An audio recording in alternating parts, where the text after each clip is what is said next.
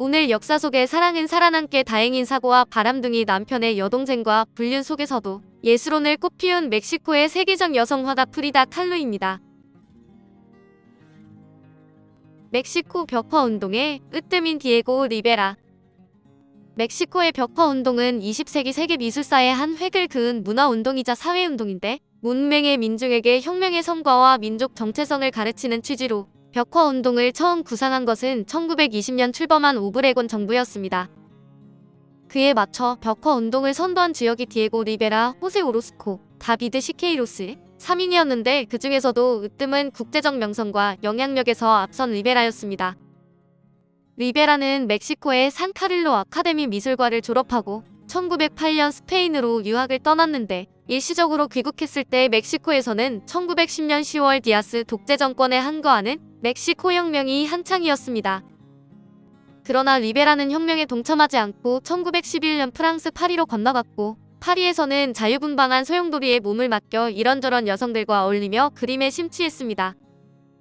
주로 입체파 큐비즘의 영향을 받았지만 이탈리아 르네상스의 프레스코 벽화에서도 깊은 감명을 받았다고 합니다. 그 사이 멕시코에서는 알바로 오브레곤이 1920년 대통령에 취임해 10년에 걸친 혁명의 혼란을 잠재웠는데 오브레곤은 혁명의 에너지를 이어가고 국민에게 민족주의를 고취하기 위해 벽화에 주목했습니다. 리베라는 정부의 이런 뜻을 알고 1921년 멕시코로 돌아와 국립예비학교의 벽화 작업을 시작했는데 1922년 9월 시작해 수년간 계속된 교육부청사 내부 벽화 프로젝트에도 참여했습니다. 리베라는 멕시코 민중의 진솔한 생활상과 멕시코 혁명 등을 풍부하고 다양한 색채로 변화해 담았는데 민중은 지지와 애정으로 화답을 했습니다. 멕시코 공산당에 입당한 그에게 공산주의는 그림을 그려야 할 이념적 토대였고 때로는 무기였지만 집단적인 것보다 개인적인 것을 정치보다 예술을 우선시해서 공산당의 지시를 그대로 따르지는 않았습니다. 1927년 8개월간 소련을 방문했을 때도 소련 미술의 관료적 획일성을 거침없이 비난했으며 이후에도 스탈린의 정책을 반대하는 일이 잦자 1929년 멕시코 공산당이 그를 당에서 축출했습니다. 처절한 운명에 처한 칼로와의 만남. 리베라가 프리다 칼로를 처음 만난 것은 멕시코의 최고 명문인 국립예비학교에서 벽화를 그리던 1923년이었습니다. 당시 칼로는 독일 출신인 유대인 아버지와 혼혈 메스티소 어머니 사이에서 태어나 국립예비학교를 다니던 16살의 꿈 많은 소녀였지만 그 만남은 이례적이어서 지속되지는 않았습니다. 칼로는 6살 때 소아마비를 앓아 왼쪽 다리를 절어 1922년 국립예비학교에 진학해 의사를 꿈꿨지만 그 꿈은 18살 때인 1925년 9월 17일 하교길에 타고 있던 버스가 전차에 들이받치면서 산산이 부서졌습니다. 칼로는 옆구리 한복판을 뚫고 들어온 철제 난간이 척추와 골반을 관통해 허벅지로 빠져나오는 중상을 당했는데 척추는 허리 부분에서 3군데가 부러지고 대퇴골경부는 끊어졌습니다. 왼쪽 다리에는 골절이 11군데나 있었고 오른쪽 발은 탈구되고 으스러졌으며 왼쪽 어깨는 빠지고 골반뼈는 세 동강이 나서 살아있다는 것이 기적이었습니다. 수술 후에도 칼로는 온몸에 깁스를 한 채 수개월을 병원과 집의 침대에 묶여 지내야 했는데 운명 앞에서 칼로는 의사의 꿈을 접고 붓을 들었습니다. 칼로는 침대에 누운 채 부모가 머리맡에 붙여놓은 거울을 들여다보며 자화상을 그렸는데 훗날 나는 병이 난 것이 아니라 부서졌다.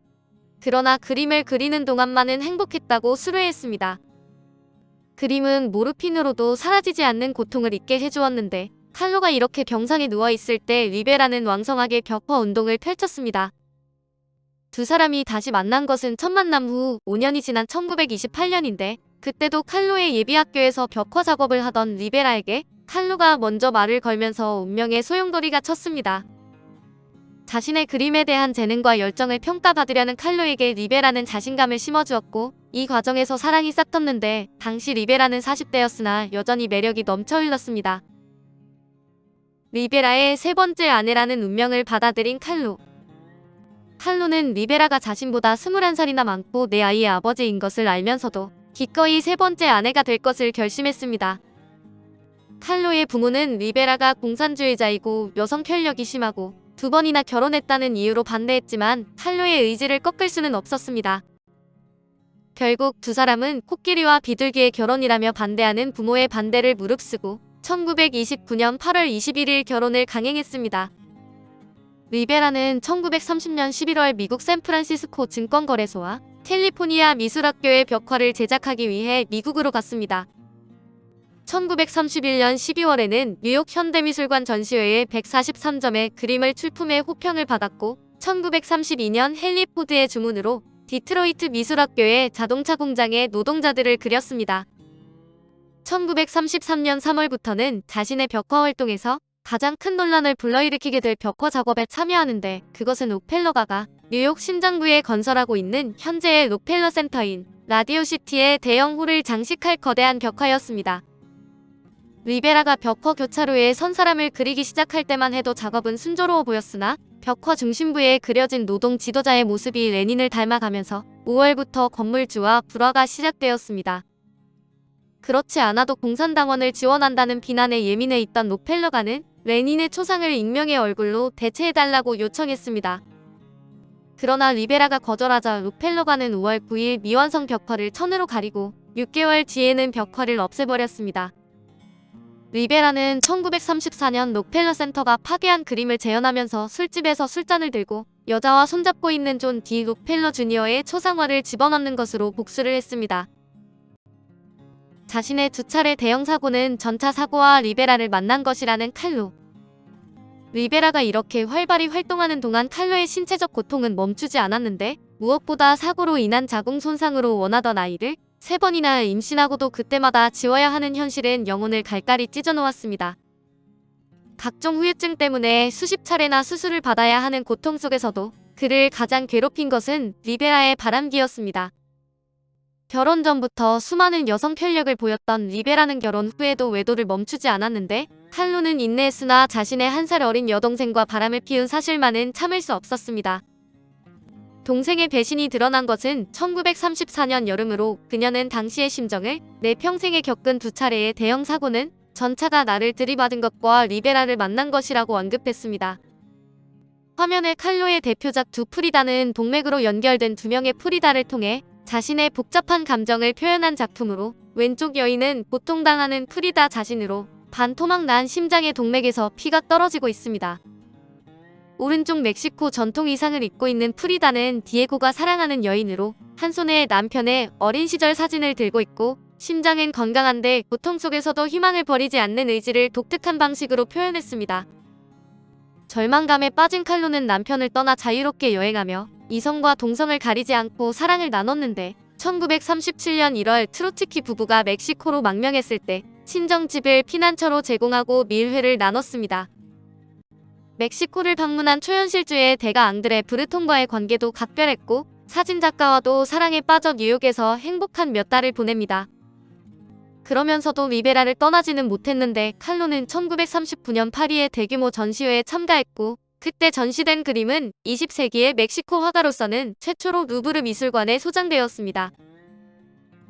대부분의 작품을 자신의 자화상으로 그린 칼로. 파리에서 귀국했을 때 그녀를 기다린 것은 리베라의 이혼 요구였는데 외도와 배신을 참아내던 그에게 막상 닥친 이혼 요구는 분노와 상실감을 안겨주었습니다.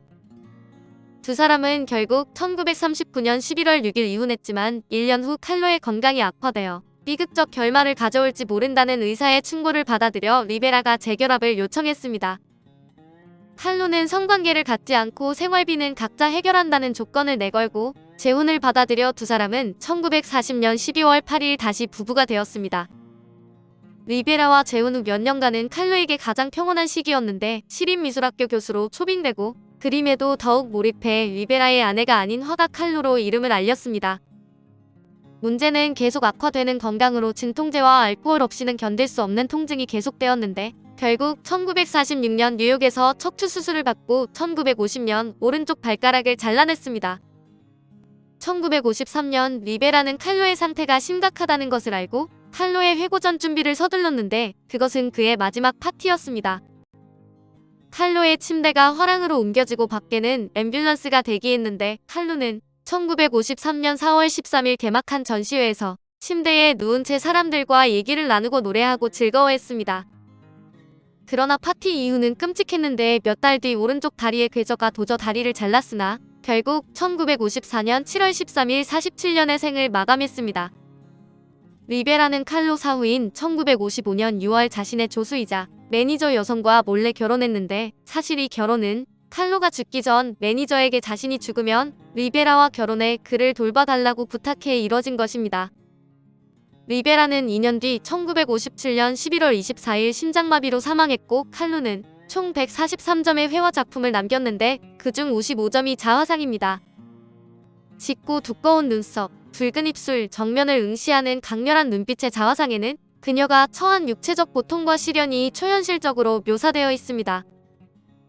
오늘 역사 속의 사랑은 살아남게 다행인 사고와 바람둥이 남편의 여동생과 불륜 속에서도 예술혼을 꽃피운 멕시코의 세계적 여성 화가 프리다 칼로였습니다.